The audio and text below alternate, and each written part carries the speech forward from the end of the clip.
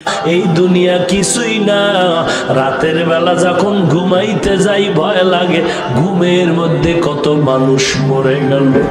আমিও যদি মরিয়া যাই, আমার ছেলে মেয়েরা বেলেট দিয়া জামা কাপড় গুলো কাইটা কাইটা রাখবে, আর বলবে, আমার বিবি বলবে, লাশটা বাইরে না বাইয়ারা, ঘরে আর পাহারা দেওয়া যাবে না। কেউ বাঁশ কাটার জন্য দৌড়াবে তাড়াতাড়ি, এরে আর জমিনে রাখা যাবে না, কবরে দাফন কর, বাঁশ বাগানে মাটি খনন কর, কলা পাতা দেরি কর, গরম পানির গোসলের ব্যবস্থা কর। এরে নবীর উম্মতের যুবক, কত তোমার মতো যুবক কলেজের ছেলেরা এসে হাত ধইরা কান্না করে দোয়া চায়, কয় হুজুর মাথায় হাতটা দিয়া দোয়া করে দেন। আমি বললাম, রে বাবা তুই কই পড়ো? বলে কলেজে পড়ি। তোর মাথায় টুপি দাড়ি লম্বা, কয় হুজুর দোয়া করেন, আপনার বয়ান শুনে এমন হয়েছে। আমি বললাম, কলেজের শিক্ষকেরা কি তোরে গালি দেয় না? যুবক কান্না করে বলে, হুজুর আল্লাহর শুকর, এই টুপি দাড়ির কারণে সব কলেজের শিক্ষকেরা আমারে বড় মহব্বত করে, এমনকি আমার সে ছাত্র ভাইরাও মহব্বত করে। আমার কলেজে যেই মেয়েরা ক্লাস করে ওরাও আমারে সম্মান করে, একটু পর্দা করার চেষ্টা করে, আমার সাথে তেমন হাসি তামাশাও করে না। কেউ যদি করতে চায় তারে ফিরায়, বলে ওরে তোরা কষ্ট দিবি না, ও আল্লাহরে নিয়ে আছে, ও নামাজ পড়ে, বাধা দিবি না। এরে যুবক, তোর পাও দুটো আগায়া দে, তোর পায়ে ধরে বলে যাই, তুই কি মনে করেছো কোরআন মিথ্যা, নবীর হাদিস মিথ্যা, জাহান্নামের বয়ান কি মিথ্যা? আল্লাহর নবী জাহান্নামের বয়ান যখন করতেন, সাহাবায়ে কেরাম বেহুশ হয়ে পাগলের মতো করতেন, মনে হয় যেন তারা জাহান্নামের আগুন নিজের চোখে দেখতে পায়। এরে নবীর উম্মতের দল, ওই অন্ধকার কবরে তোর খেলার জীবনে কত বন্ধু ছিল, আজকে নাই। লেখাপড়ার টেবিলে কত আড্ডা দিছো, অনেক বন্ধু নিয়ে, আজকে নাই। কর্মজীবনে কত বন্ধু ছিল, আজকে নাই।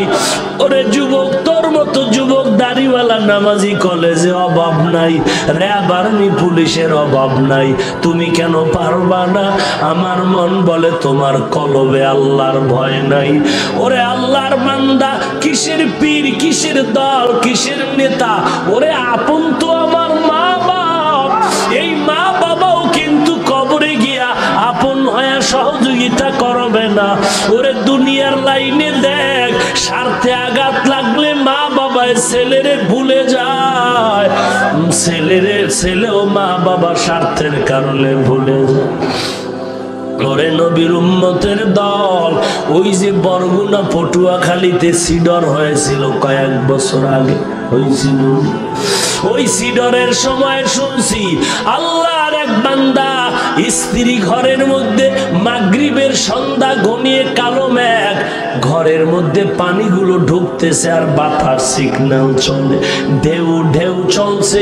স্বামী আর স্ত্রী চিন্তা করে, কি করি, ঘরে যদি বয়া থাকি পানি বেড়ে যাবে, মরে যাব, এইবার বেরিয়ে যাই, যা হবে পানির মধ্যে হাবুডুবু খায়, কোনো দিকে যেতে পারলে যায়। দরজা দিয়া নামে, বিবি ডাক দিয়া কয়, স্বামী আমার, দুইটা সন্তান তুমি নাও, আমি একাই পারবো না, তুমি নিয়ে যাও। এইবার আল্লাহর বান্দা বাচ্চা দুইটা কাঁধে নিয়া পানির মধ্যে নামলো, এদিকে স্ত্রীও ভালো করে মজবুত বেঁধে নামলো। পানি বেড়ে বেড়ে বেড়ে বেড়ে যখন সিনা পর্যন্ত বাড়তে শুরু হয়ে গেল, এবার দাঁড়ানো যায় না, ঢেউ, অন্ধকার, বাতাস। আল্লাহর বান্দা বলে, আমি তাকায় দিকে আমার বিবিটারে ঢেউয়ে কোথায় যেন নিয়ে গেল, আর খুঁজে পাইলাম না। এদিকে এখন আমার দাঁড়ায় থাকতে পারি না, পানি বারে আমার পাওটা চলে যায়, পাও দাঁড় করানো যায় না। এইবার চিন্তা করে দেখলাম আমিও বাঁচবো না। এবার আমার বড় সন্তানের বললাম, বাবা তুই আমারে ছেড়ে দে, আমি তোরে আর ধরে রাখতে পারি না। ওই সন্তানটা আমার গলা জড়ায় কাঁদে আর বলে, আব্বু আমাকে ছাড়িও না, আমি সাঁতার জানি না, মরিয়া যাবো। এইবার দেখি না আমার সন্তান আমাকে ছাড়তে চায় না। যখন পানি বেড়ে বেড়ে আমার এই গলা পর্যন্ত উঠতেছে, আমি তখন আমার ডান হাত দিয়ে আমার বড় সন্তানটারে ধাক্কা দিয়া পানির মধ্যে ফালায় দিলাম। দেখি বাচ্চাটা পানির ঢেউয়ে হাবুডুবু খায় আর বলে, আব্বু আমাকে বাঁচাও। এইবার আমার মেয়েটারে আর আমি ধরে রাখতে পারি না। এবার আমার ছোট সন্তানের পালা। যখন দেখি আমি এখন এই ছোট সন্তান নিয়ে বিপদে পড়েছি, তখন ছোট বাচ্চাটারে বললাম, বাবা তুমি আমারে ছেড়ে দাও।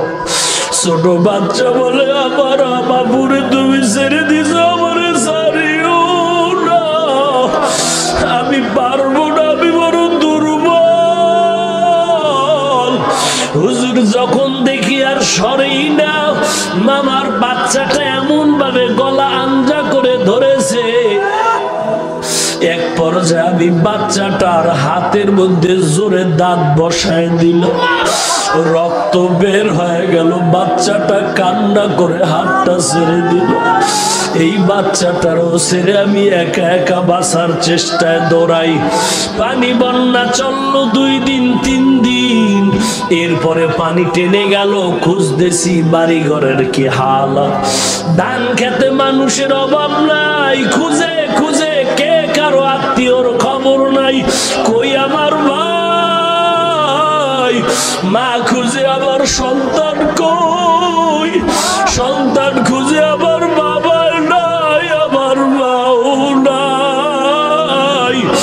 এরে নবীর উম্মতের দল, দেখি আমরা ধান খেতে একটা বাচ্চা কাদা মাটির মধ্যে শুয়ে আছে লাশের মতো। আমরা বাচ্চাটারে উঠাই না, এরপরে ঘরে নিয়ে এই কাদা মাটি ধুইতেছি, মুছতেছি, কানের মধ্যে কাদা ফেলায় পরিষ্কার করি, নাকের ভিতরে কাদা পরিষ্কার করি, মুখের কাদা যখন সরাইতেছি, কাদাটা যখন পরিষ্কার হয়ে যাইতেছে, হঠাৎ করে দেখি বাচ্চা ওয়া ওয়া বলে চিৎকার মারা শুরু করল। এরে নবীর উম্মতির দল, দুনিয়াটা কিছুই না, কেউ কারো আপন না। মনে করছো দল তোরে জান্নাতে নিবে, পীর তোমারে জান্নাতে নিবে। পায়ে হাত রেখে বলি, তোমার মতো যুবক দাড়িওয়ালা নামাজির অভাব নাই, তুমিও তওবা করে নাও।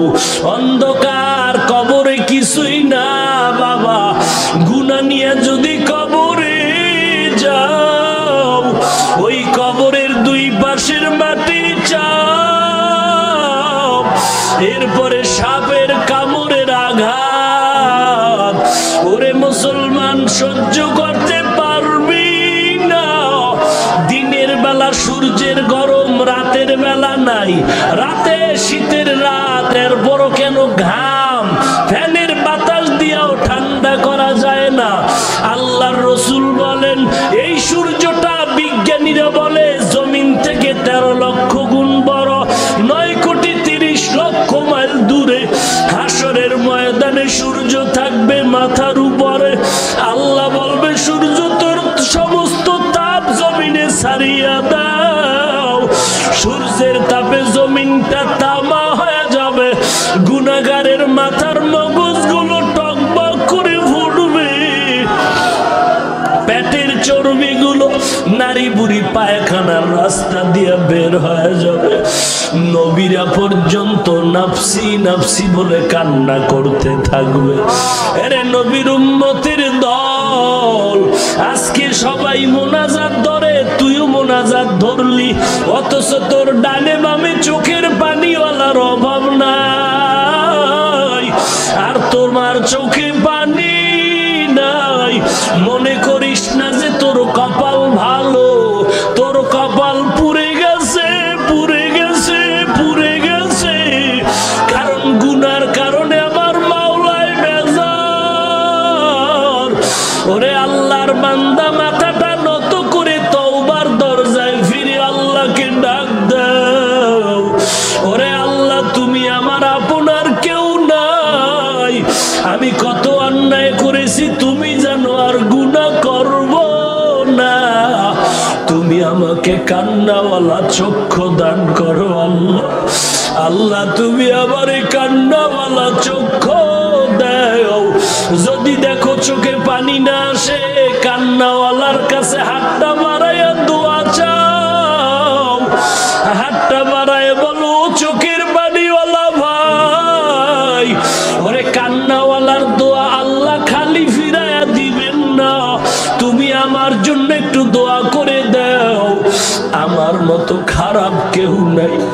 এই বয়ানটা সেদিন এক জায়গায় দিছি, মোনাজাতের পর এক যুবক আইসা কান্না করে, হুজুর আমি বহু অন্যায় করেছি, আমার নাজাতের কোনো পথ আছে নাকি? আমি বললাম, বাবা তুমি কি করো? বলে আমি এক ইঞ্জিনিয়ারিং চাকরি করি। হুজুর আমি আমার মা বাবার কষ্ট দিয়েছি, আমি আমার উস্তাদের কষ্ট দিয়েছি, আমি এলাকার কত মুরব্বির কত গালাগালি করেছি, আমার নাজাতের কোন রাস্তা আছে কিনা হুজুর? আমার মাথায় হাতটা দিয়ে দোয়া করিয়া যান। ওরে যুবক, পায়ে ধরে বলি, জাহান্নামের আযাব সহ্য করতে পারবি? সূর্যের তাপ এখনই গরম সহ্য করা যায় না। আল্লাহর দরবারে কাঁদো। ওরে অনেকের মা নাই, অনেকের বাবাও নাই, অন্ধকার কবর থেকে দোয়ার জন্য অপেক্ষা করে রে সন্তান। ওই মা বাবার চেহারাটাও কি মনে পড়ে না? ওই মা বাবার জন্য কি মায়া হয় না রে যুবক? ওরে যুবক, পায়ে ধরে বলি আর দাড়ি কাটবি না, পায়ে ধরে বলছি নবীরে আর কাঁদাবি না, বেপরদায় চলিও না, মা বাবারে কষ্ট দিও না, আল্লাহওয়ালারে বন্ধু বানাও, কোরআন পড়ো, দেশের বিরুদ্ধে ষড়যন্ত্র করো না। অন্তর যদি তওবার জন্য রেডি হয়, কবরের কথা স্মরণ করে কাঁদো। কয়েকদিন আগে টেকনাফ রোহিঙ্গাদের তেরান দিয়া কয়েকদল যুবক বাড়িতে সিলেটে রওনা হয়ে গেল। রাতের বেলা নরসিংদী রাস্তায় যখন যায়, এমন এক অ্যাক্সিডেন্ট হলো, যুবকও নাই, গাড়িও নাই।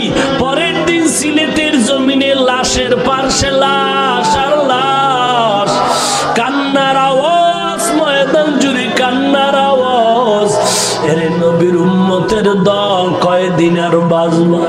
এমন কোন দিন নেই যুবকের মরণের খবর নাই। বাসের নিচে লাশ, গাড়ির নিচে লাশ, ঘুমের বিছানায় লাশ।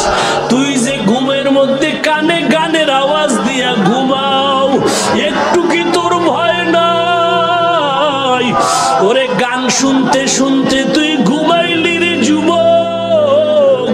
পায়ে ধরে বলছি, আল্লাহর ভয় অন্তরে ঢুকাও, জাহান্নামের ভয় অন্তরে ঢুকায় তওবা করো।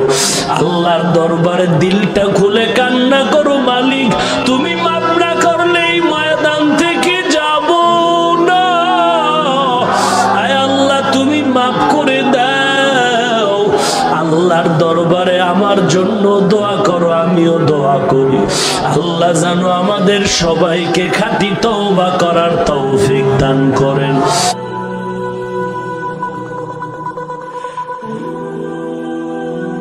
মিলাদুন নবী পালন করো, পালন করো। কেমনে পালন করবে? কয় নবী যেমন করছে তোমরাও তেমন করো। নবী বলেন, আমার মা আমেনা, আমেনা বলেন, আমার সন্তান যখন দুনিয়ায় ভূমিষ্ঠ হয়েছে, কোনো রক্তপাত হয়নি, কোনো ব্যথা অনুভব হয়নি। আমাদের আম্মা জানের এমন হয়েছে, পালন হলো কিভাবে?